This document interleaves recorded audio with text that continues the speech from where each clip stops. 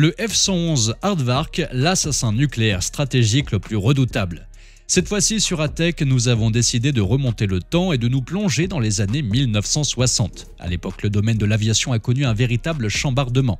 C'est General Dynamics qui est à l'origine du projet hors du commun dont nous allons vous parler dans la suite de cette vidéo. En effet, cette société de conception et de fabrication d'avions militaires a mis au point le premier bombardier à géométrie variable au monde. Il s'agit du F-111 Aardvark. Cette arme redoutable et particulièrement fiable a d'ailleurs connu un destin impitoyable. De sa conception à ses premiers pas, le F-111 Aardvark a été marqué par l'innovation. Cependant, le projet a rencontré de nombreux problèmes de mise au point. Pourtant, cela n'a rien enlevé aux caractéristiques hors du commun de l'appareil. Cette légende de l'équipement militaire met les nouvelles technologies sur le devant de la scène. On parle également d'un avion d'attaque au sol qui remporte un grand nombre de victoires. Il trouve d'ailleurs sa place dans de multiples pays et fait la gloire de leurs armées. Quelques années plus tard, le F-111 Aardvark prend une retraite bien méritée et continue de faire rêver les plus grands professionnels de l'aviation moderne. Pourquoi le F-111 Aardvark est-il une telle légende de l'aviation ? Malgré sa réputation d'assassin nucléaire légendaire, le F-111 Aardvark a connu un destin impitoyable. À la fin des années 1950, l'US Air Force cherche à remplacer ses chasseurs bombardiers alors en service. Il ne le sait pas encore, mais le F-105 Thunderchief connaît ses dernières heures. Un premier cahier des charges réclame un nouvel appareil capable de supériorité aérienne, d'attaque conventionnelle, de frappe nucléaire et de reconnaissance. Il est notamment question d'une vitesse Mach 2,5 à haute altitude et Mach 1,2 à basse altitude. Il est aussi question d'une autonomie de plus de 1200 km et d'une capacité d'emport de charge supérieure à 7000 kg.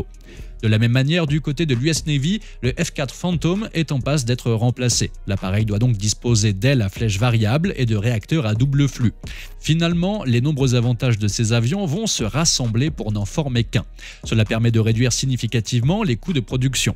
C'est de cette façon que naît le programme Tactical Fighter Experimental, plus communément appelé TFX. Néanmoins, les exigences de l'USAF et de l'US Navy ne sont pas faciles à contenter. Ainsi, le TFX doit être équipé d'une aile à géométrie variable. En septembre 1961, une nouvelle fiche de programme est éditée. 9 propositions sont alors réceptionnées. Au même moment, la désignation de F-111 devient officielle. Seulement Boeing et General Dynamics sont invités à reformuler leurs propositions. Au départ, c'est Boeing qui semble être sur la bonne voie pour remporter le marché. Pourtant, c'est General Dynamics qui se voit attribuer le projet, considéré comme beaucoup plus rentable. De ce fait, 23 machines de développement sont construites, 18 F-111A pour l'USAF et 5 F-111B pour la Navy. Les deux versions diffèrent par l'avionique et l'armement. Des sous-traitants sont également désignés. Il s'agit principalement du constructeur Grumman qui apporte son expérience en matière d'avions embarqués. Malgré les nombreux espoirs placés en ce projet, les premiers pas du F-111 Aardvark ne sont pas à la hauteur des résultats escomptés. Effectivement, le 21 décembre 1964, le F-111A effectue son premier vol. C'est le 18 mai 1965 que le F-111B effectue le sien. Les coûts de développement sont déjà 1,5 fois supérieurs aux prévisions réalisées. Ainsi, le secrétariat d'État à la Défense prend la décision de réduire le nombre d'exemplaires commandés de moitié. Très rapidement, le F-111A est handicapé par des problèmes de poids et de fiabilité. En effet, l'électronique ainsi que les deux réacteurs TF-30 s'avèrent défaillants. Ces problèmes sont partiellement résolus par l'installation d'une version modifiée du réacteur. En juillet 1967, les livraisons pour l'US Air Force commencent. En ce qui concerne le F-111B, il est considéré comme beaucoup trop lourd. Au décollage, son poids avec armement est estimé à 35 tonnes. Le poids limite avait été fixé à 25 tonnes. Un programme de réduction de poids est lancé, mais il échoue lamentablement. Le projet du F-111B est définitivement abandonné par l'US Navy en juillet 1968. En réalité, ce projet connaît de nombreuses difficultés de mise au point. Après l'échec du F-111B, le F-111A continue d'enchaîner les disgrâces. Pourtant, la fiabilité du mécanisme de contrôle des ailes n'a jamais été remise en doute. Ce sont les réacteurs TF-30 qui posent réellement problème, tout comme l'électronique de l'appareil et des pylônes mobiles de voilure jugés beaucoup trop fragiles. Effectivement, les ailes peuvent se positionner entre 16 et 72,5 degrés. Les entrées d'air sont situées sous ces mêmes ailes. De plus, la configuration côte à côte de l'avion a engendré de nombreux soucis d'alimentation des réacteurs.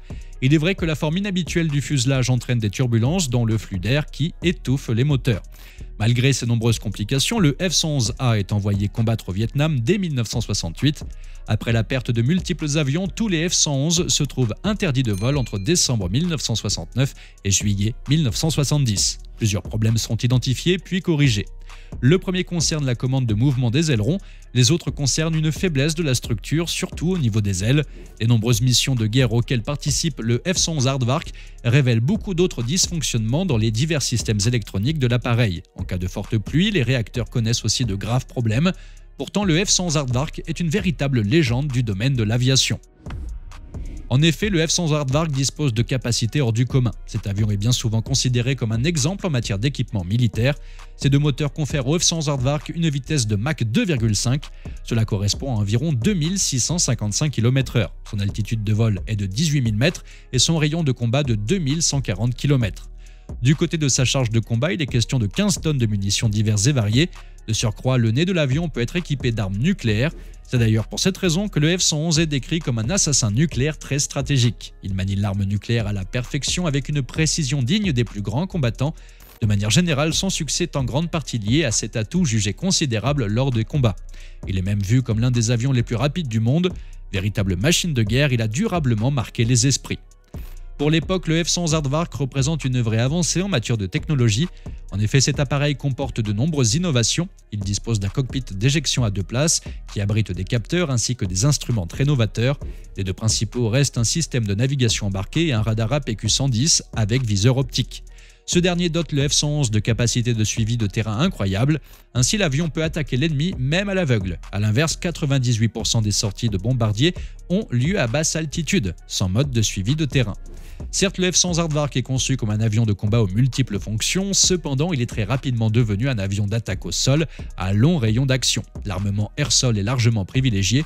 Quoi qu'il en soit, toutes les versions de combat tactique peuvent emporter en soute un canon M61 Vulcan de 20 mm accompagné d'un très grand réservoir de munitions. En pratique, ce canon a rarement été installé. Il n'a même jamais été utilisé au combat. Le F-111 peut également emporter des bombes de toutes les sortes.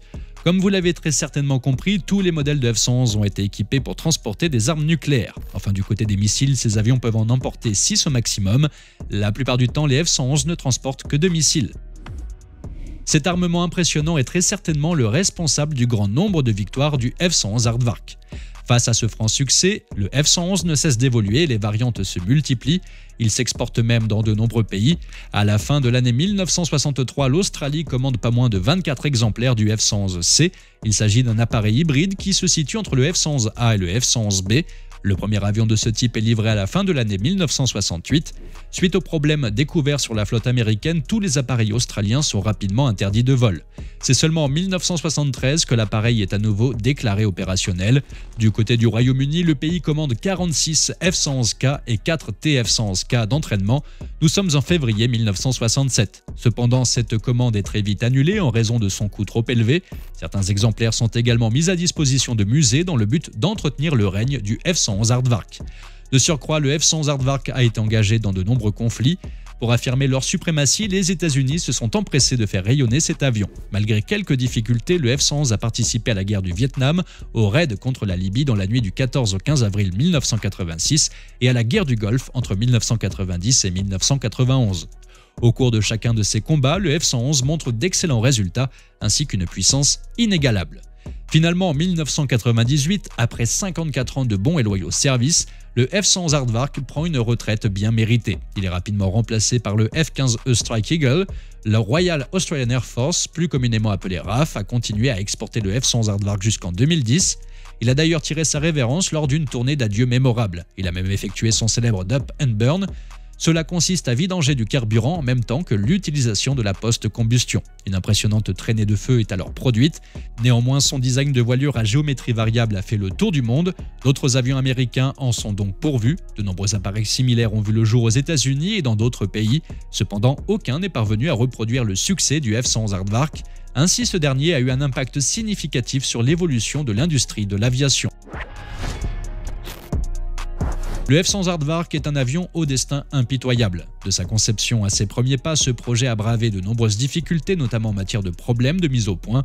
En réalité, le F-111 dispose de capacités hors du commun qui en font une légende de l'équipement militaire. Il est également le théâtre de nombreuses innovations pour l'époque. De plus, le F-111 Aardvark est aussi un avion d'attaque au sol particulièrement puissant. Grâce à ce véritable pouvoir, il enchaîne les victoires, s'exporte dans différents pays et s'engage dans un grand nombre de conflits. Malgré une retraite bien méritée, il continue de marquer les esprits et ses plus fervents admirateurs. Le fantôme du F-100 Aardvark est-il vraiment présent dans le monde de l'aviation moderne ?